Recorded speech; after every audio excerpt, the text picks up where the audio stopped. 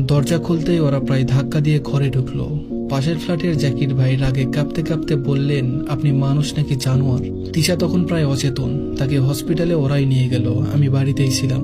সকালে শুনলাম ওর বাড়ির লোকজন নাকি চলে এসেছে। অফিস কামাই করে গেলাম, ওর বাবা মা ভাই ভাবি সবাই ওখানেই ছিল। আমি বললাম, আপনাদের মেয়েকে বাড়িতে নিয়ে যান, ওকে তালাক দিব, কাগজ পেয়ে যাবেন, তার তালাকের কারণ এটাই। এই বলে রিপোর্টগুলো ওনাদের সামনে রাখলাম। ওর ভাবি বলল, তুই কি তালাক দিবি রে? কাগজ তো আমরা পাঠাবো, তৈরি থাক। আরে মূর্খ, ভালো করে পড়লে দেখতি ইচ্ছে করে বাচ্চা নষ্ট করা হয়নি। তোর লাথিতেই ওর ব্লিডিং শুরু হয়েছিল।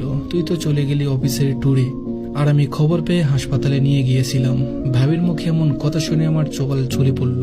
ব্যাপারটা গোপনই ছিল, কারণ আমার ননদ চাইনি ওর সংসার ভাঙুক, এমনকি মা বাবা ওর ভাই পর্যন্ত জানে না। এমন সময় পুলিশ এসে উপস্থিত। নারী নির্যাতন মামলায় আমাকে ধরে নিয়ে যাওয়া হলো।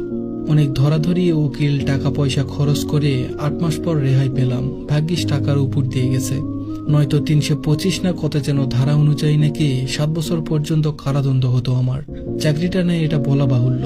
নিজের গ্রামে ফিরে গেলাম, সময় কাটে না। সেই বাল্যবন্ধু আজাদ যে বলেছিল বউ পায়ের জুতো, তার বাড়িতে গেলাম একদিন। আমাকে দেখেই সে বলল, আরে দোস্ত কেমন আছিস, আয় আয়। আমি ভিতরে ঢুকলাম, সুন্দর সাজানো ঘর। সে তার বউকে বলল, এই রিমি দেখো কে এসেছে। ওর বউ বলল, আরে রিয়াদ ভাই, আপনি এতদিন পর? বললাম, এই তো, আপনারা ভালো আছেন? বলল, জি ভালো আছি। আর আজাদকে বলল, আজাদ তোমাকে না কাল থেকে বলছি, দিনই শেষ, এখন ভাইকে চা দিব কি করে, তুমি এখনই গিয়ে নিয়ে আসবা এক্ষুনি। আজাদ বলল, আরে বাবা যাচ্ছি যাচ্ছি। টাকা নিয়ে আজাদ হাসতে হাসতে বেরিয়ে গেল। কি সুন্দর সংসার, পায়ের জুতো, সুন্দর সংসার আমার মাথায় ঘুরতে লাগলো। আমি কখন ওটা হাঁটা ধরেছি জানি না। পিছন থেকে কেউ ডাকছে, ভাবি বোধ হয়, আজাদের পায়ের জুতো। এরপর বাড়ি থেকে অনেক মেয়ে দেখা হলো আমার জন্য। সবাই খোঁজখবর নিয়ে ফিরে যায়, আর চেষ্টা করে লাভ নেই, তাই ঢাকায় ফিরে এলাম।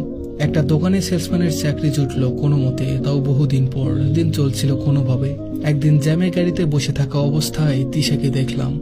আকাশি রঙের সালোয়ার কামিজে ওকে যেন পরীর মতো লাগছে। পাশের ছেলেটা সম্ভবত ওর স্বামী। আমি রাস্তা পার না হয়ে কিছুক্ষণ দাঁড়িয়ে থাকলাম। দুজন খুব হাসছে আর বারবার পিছনে ফিরে কি যেন বলছে।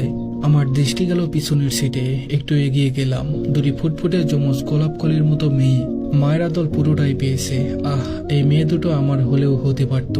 জ্যাম ছেড়ে দিয়েছে। গাড়ির দিকে তাকিয়ে থাকলাম। বিড়বিড় করে বললাম, পায়ের জুতো, পায়ের জুতো।